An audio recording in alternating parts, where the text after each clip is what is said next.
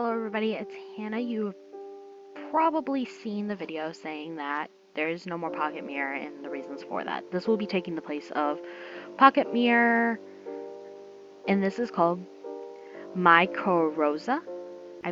It's something about mushrooms when I googled how to pronounce this. uh, yeah, I know this is pretty much a horror game, and it's a point and click game, I believe. It's a visual novel anyways, so pretty much a point and click. I don't expect to run in a visual novel, but it tells me to open a door, click on a door to start. This one has like handprints. This one's like scratched up. This one looks the most normal, but let's go with the handprints. I did try to record before, so I don't know if choosing a different door will do anything.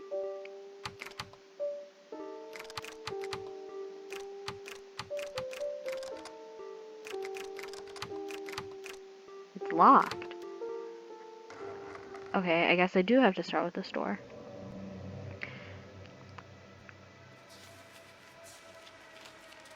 That means there's at least 3 parts. Act 1, Pets.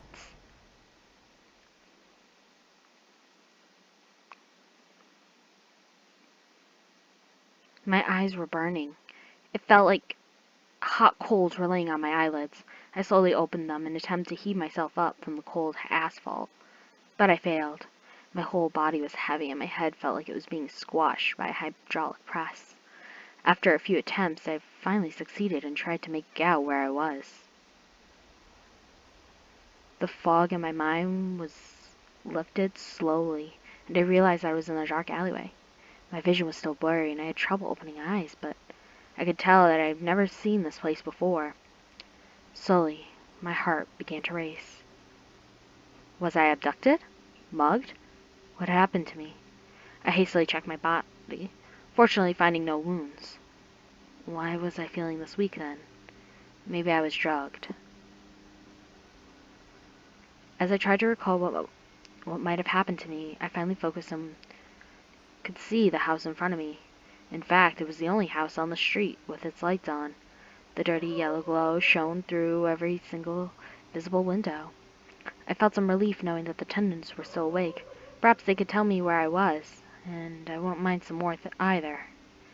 I approached the front door. It took me some searching to find the doorbell through the overgrown ivy. A deep gong rang out from within the house when I pressed it. The sound, amplified by the cold wind cutting through my shirt, made me tense up. What an odd choice for a doorbell, I thought, rubbing my upper arms to warm myself. I waited. No one answered. My mind was in confusion. Oop. Save over. Yes, I want to overwrite that save. My mind was just in confusion. Why was no one coming? Oop. I rang the doorbell again. Then I tried knocking. No response. No one was coming. I don't understand. Did they forget to turn off the lights and go on vacation or something? At last, I tried turning the doorknob and it actually opened. This worried me. Did something happen to the family living here? Perhaps I should find a phone and call the police. Suddenly, a loud crash echoed through the street. My heart started to pound as my body tensed up. I wanted to dash into the house, but my feet refused to move. What was that sound? Was someone out here?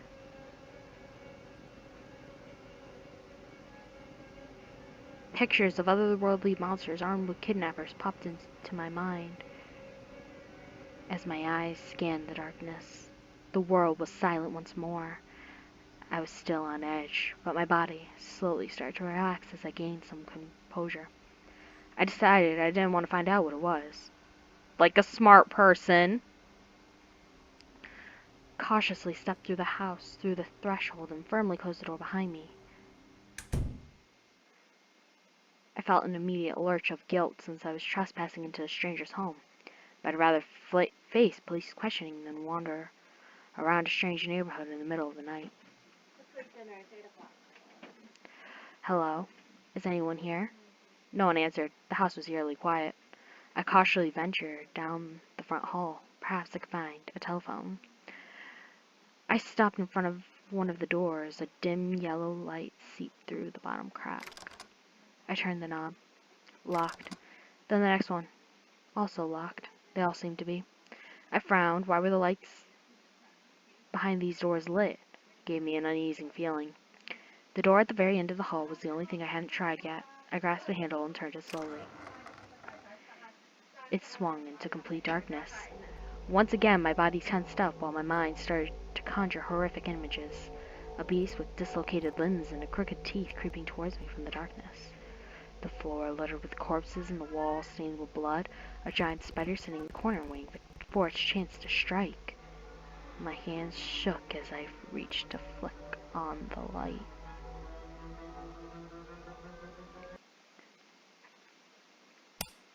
This guy has the craziest imagination ever. However, I have to go eat dinner. So, we're going to take a break. Not because I'm scared, because I'm a very hungry person, and very hungry people have to eat as well. I'll see you all after this very quick little video message thing. Be strong.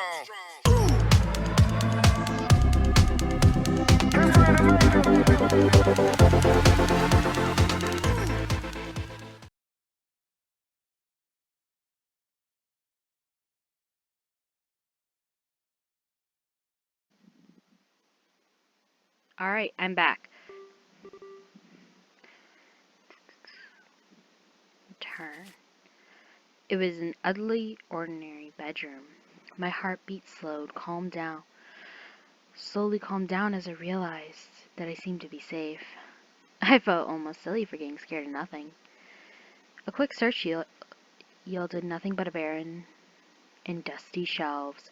The bed was the only meaningful object present. Slowly but surely, a wave of fatigue washed over me. The more I looked at the bed, the more tempted it became. With my adrenaline rush fading away, I found that I was more exhausted than I had realized. Like a worm worming its way into an apple, a single thought slowly appeared in my mind. I had to sleep. That was the only way I can think of getting my thing I can think of as my consciousness faded. I had to sleep. The world turned dark, and the soft covers of the bed pulled me deeper and deeper into the black abyss. Some people have gotten as little as a couple of hours of sleep in the last couple of nights. Let's hope this will be over soon.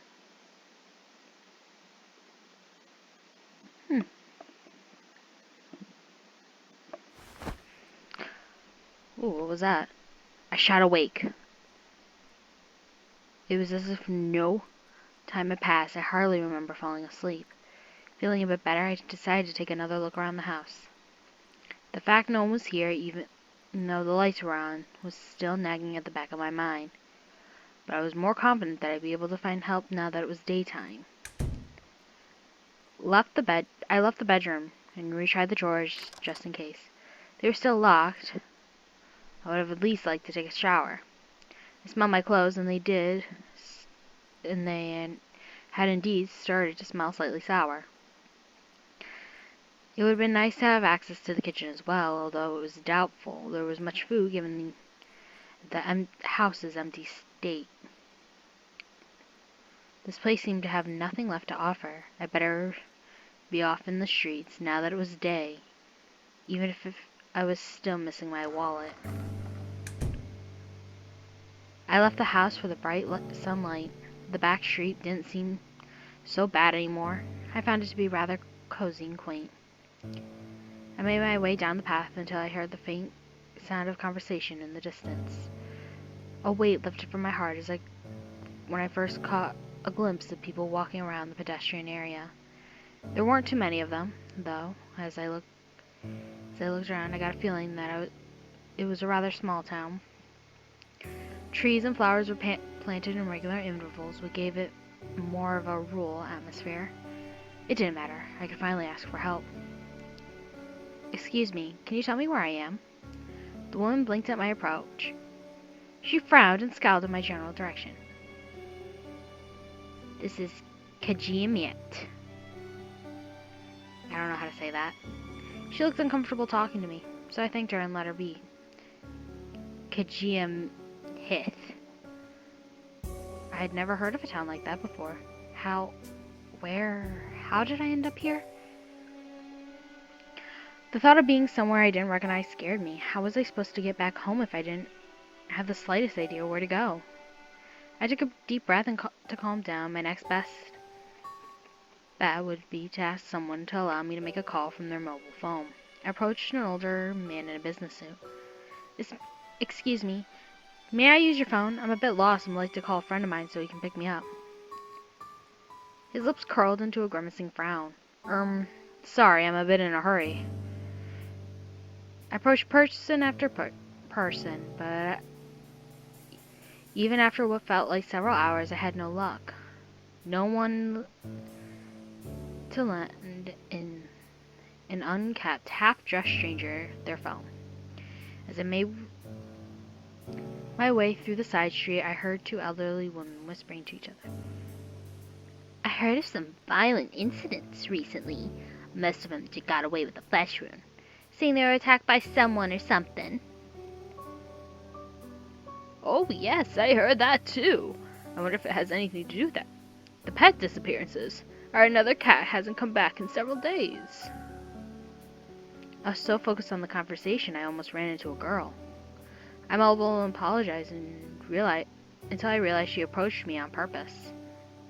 Hey. Hi. You need to call someone, right? She extended her hand and offered me her phone. How did you know? People have been talking about you. We had some violent crimes here recently. Everybody's a little on edge. My pets have been getting sick. Some say someone's been poisoning them. Nervously, she shuffled her feet and glanced away. Thank you. I won't take long. I took out my phone and dialed my friend's number, but the call didn't go through. I tried again, but it was the same result. Maybe his phone was turned off. I tried my parents' house phone, then my job's front desk phone, then my boss's personal cell. Each time, the call failed. Sure, I had the right numbers. Maybe the phone had bad connection. It seems like my calls won't connect for some reason. Maybe I'll have more luck with trying a landline. My phone does act up sometimes. You might be right. Still, thank you a lot. I didn't want to hold her up any longer, so I gave her phone back and wandered off with a rushed farewell. Leaving that way may have been a bit rude, but I was too frustrated to care. I just wanted to look for another way to get in contact with someone I knew. It occurred to me that I should have asked her for directions to the police station. I turned to look for her, but she had already vanished. As I made my way through the town, I definitely felt tension in the air. That girl was right. Everyone's on edge. Ooh. Don't go down this alleyway. Don't. This is a bad alleyway. You can look down this and say you're gonna get mugged. While I was passing by an alleyway, something caught my eye. Ooh. Eyeballs. They were too big to be rats. I couldn't really make anything out there other than their eerie, glowing eyes. Maybe it was a cat gang searching for trash food. Apropos food. I was starving, but I couldn't possibly ask some random people to feed me since my wallet was missing. I didn't have any money on me to buy something. Though there was an oddly tempting looking plants growing nearby. As I stared at them, I felt a pull. Their strange appearance hypnotized me without me noticing my feet inching closer. And closer. And closer. This seems like a good place to save. Yes. I guess we're eating them. We don't have money. Couldn't really think when I was hungry, and who'd known how long it's been since I last eaten. It's probably either this or starving. I dug in. They didn't even taste that bad. kind of grassy but edible, although it grew harder and harder to chew with every bite. Something red dripped onto the ground until I realized that it was blood dripping out of my mouth. I couldn't tell if it was blood over the plant's juices. More started to pour out, and as I panicked to figure out what was going on. While feeling around my mouth, I realized I totally became numb. Suddenly, a fleshy chunk fell into the red pool and started to grow at my feet. What was that? My tongue? Oh my god! My vision became blurry, and my body became stiff as I hit the ground. It was dark, and I woke up again. I could make out that I was still lying near the plants. It seemed like no one bothered to help me. Tried to get up, but I couldn't. My whole body was paralyzed. I felt a sudden sting traveling from my head to my feet, and the pain grew by the second. Something was happening to me. My hand. It was bending in weird ways. Not just my hand, my whole body. It was warping. But it didn't seem like I could handle the transformation. My body writhed and snapped in two. Okay. Rule 1. Don't eat strange plants. We've all learned that lesson, and I should have known better because this alleyway is obviously an alleyway we don't want to be in. I broke away from the hypnotic pull of the plants. What was I thinking? It didn't matter how hungry I was. They might be poisonous. But the hunger was beginning to gnaw at my insides. My vision grew blurry. Who knew how long it's been since I've eaten? Suddenly I collapsed and the world vanished around me. I heard that another team had some problems with the scientists of theirs who ended up being banned from their research center. She apparently performed experiments on humans who are blah blah blah. I can almost sympathize with her.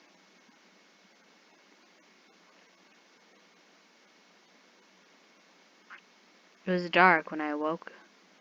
It seemed like no one bothered to help me. I tried to get up, but I couldn't. My whole body was paralyzed from hunger. Something was shuffling by my ears. I felt the sniffing of an animal, perhaps one of those cats I saw earlier. I couldn't bring myself to look up. It lost interest and walked past me towards the plants. I heard more follow. As they patted into view, I noticed something off about them. My mind must be playing tricks on me. My hunger was overwhelming.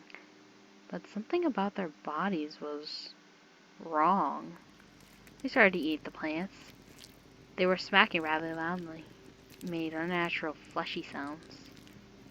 Every now and then, one would pause, giving off a low growl that didn't sound like a cat. More like a slightly higher pitched bear growl. After a while, the sounds diminished and I felt their presence vanish. I gathered my strength and forced myself to my feet. What just happened? What were those creatures? The violent crimes that I heard about popped into my mind. My hands began to shake slightly. What happened if I hadn't been paralyzed and they had noticed that I was still alive? Most of the house lights were still lit. I must have been gone out for long. Once again, my body gave off a deep growl. As if my stomach was eating itself. I had to get some food or else I was in danger of collapsing again.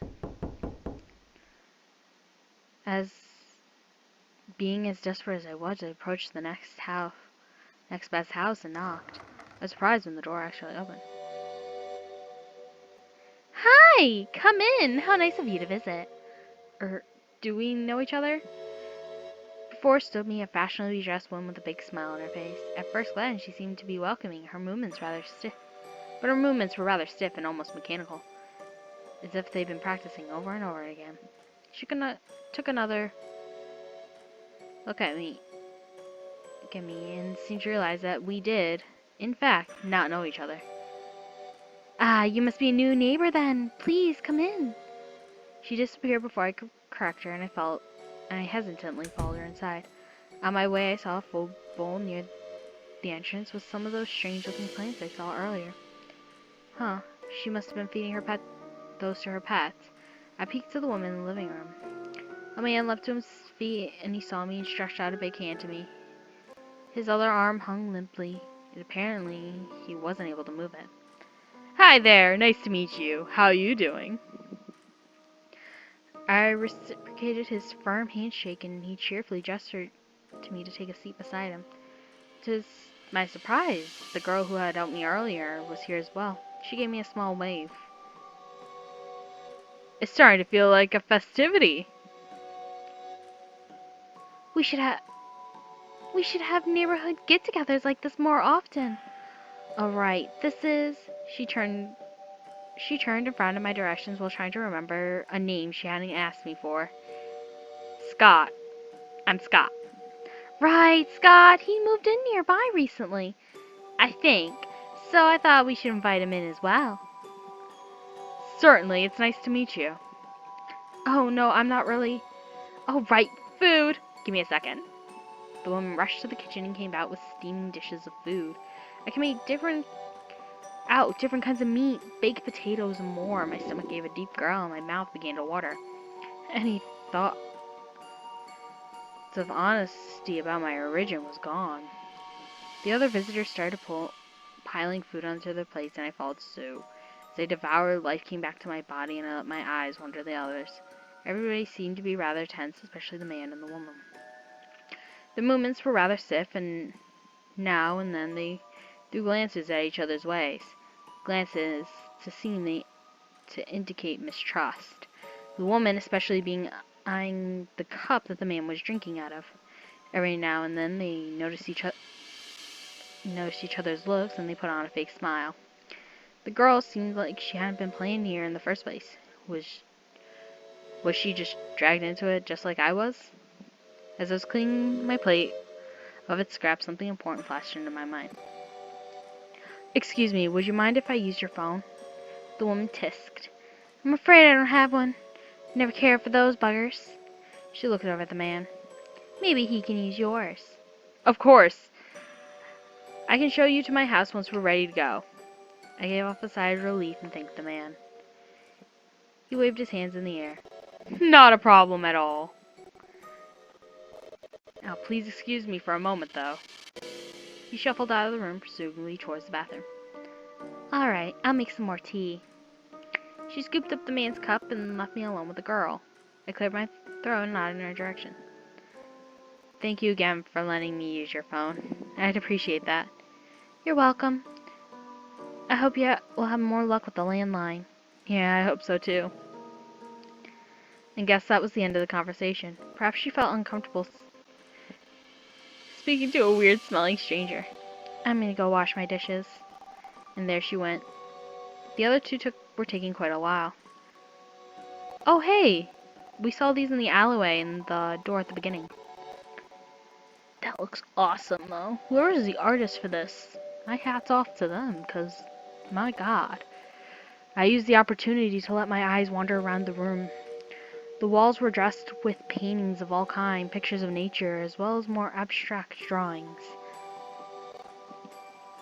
A fancy-looking framed piece of paper and a photograph was standing on a drawer beneath them caught my eye. The former seemed to be an art degree. The latter seemed to be a picture of the man and the woman when they were younger.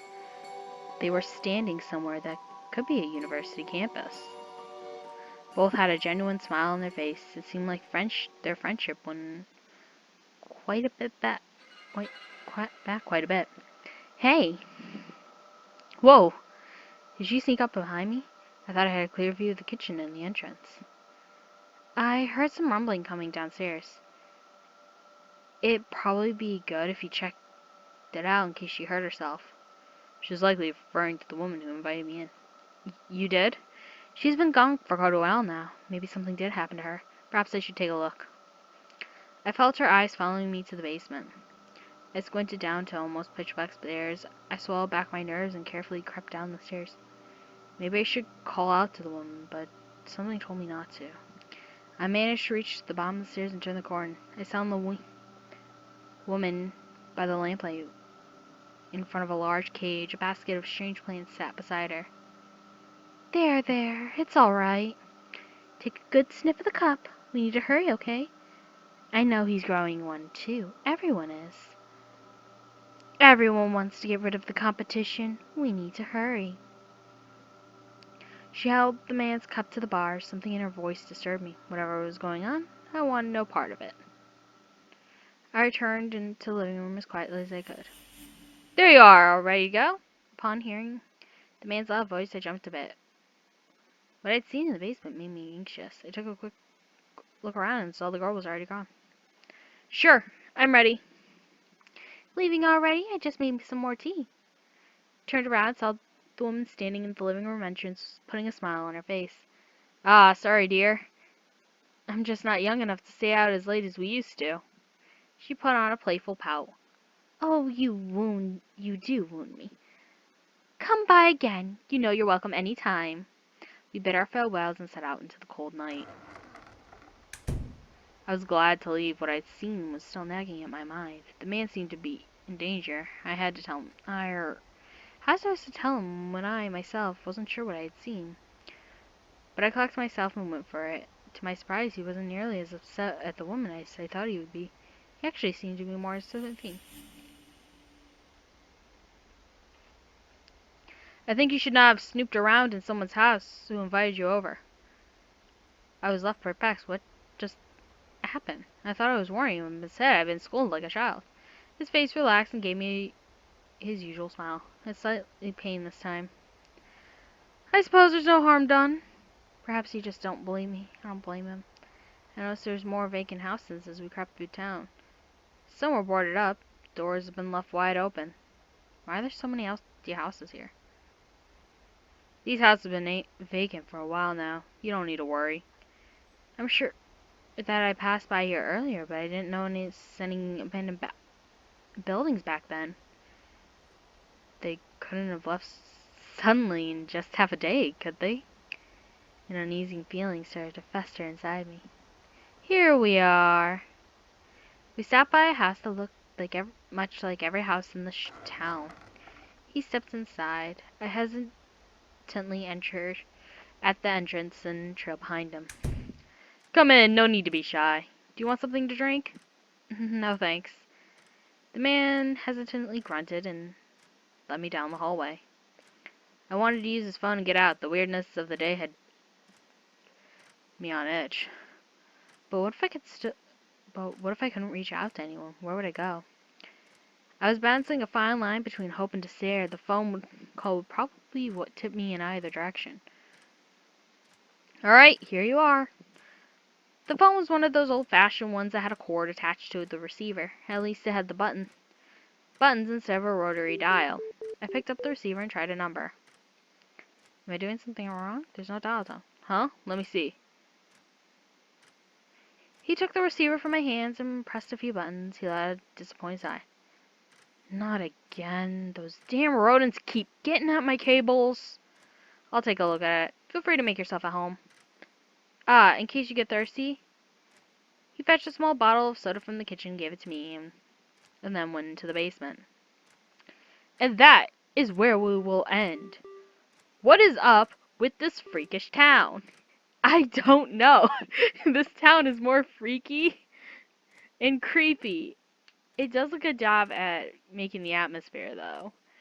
But I hope you guys liked it. I will see you in the next episode. Until then, bye-bye.